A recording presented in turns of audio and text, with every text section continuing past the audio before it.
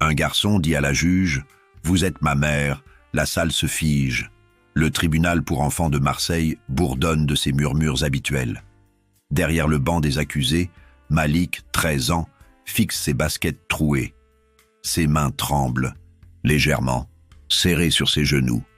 L'avocat commis d'office, un homme fatigué en costume froissé, feuillette distraitement le dossier. Malik Ben Ali vole à l'étalage, récidive, annonce le greffier d'une voix monotone.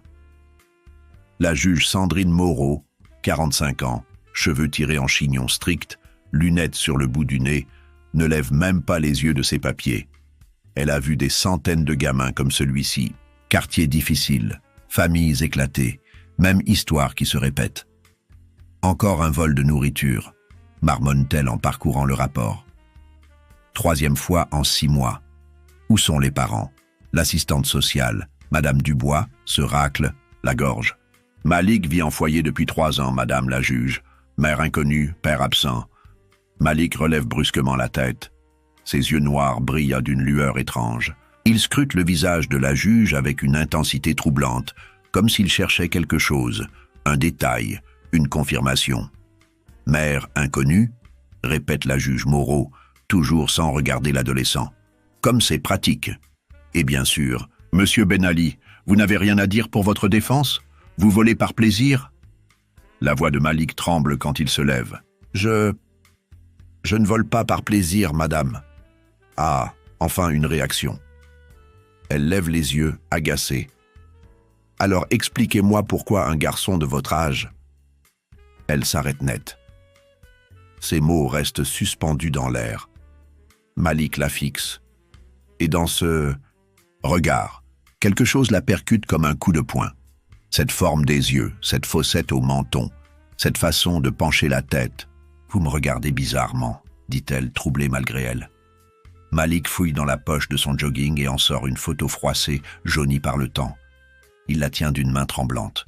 « J'ai 13 ans, » dit-il d'une voix qui se brise. « Je suis né le 15 septembre 2011, à la maternité Sainte-Marguerite. Ma mère s'appelait Sandrine. Elle était étudiante en droit. » Le silence tombe sur la salle comme une chape de plomb. La juge Moreau blêmit, sa main droite se crispe sur son stylo. « Qu'est-ce que vous insinuez ?» souffle-t-elle.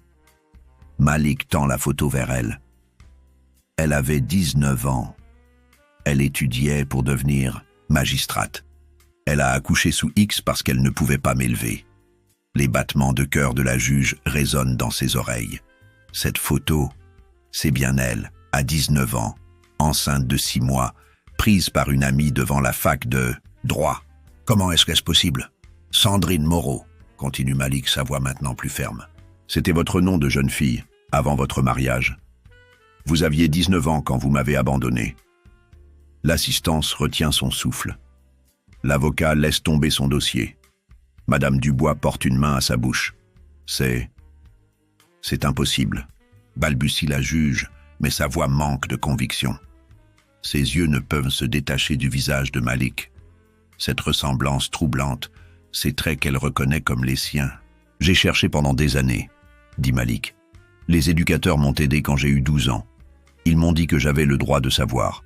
Sandrine Moreau, née Dupont, étudiante en droit, accouchement sous X le 15 septembre 2011. La juge se lève brusquement, ses jambes tremblent. Suspension d'audience, annonce-t-elle d'une voix blanche. Mais Malik continue, les larmes aux yeux.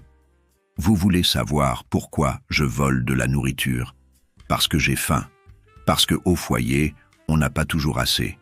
Parce que je rêvais que ma mère viendrait me chercher et qu'on mangerait ensemble.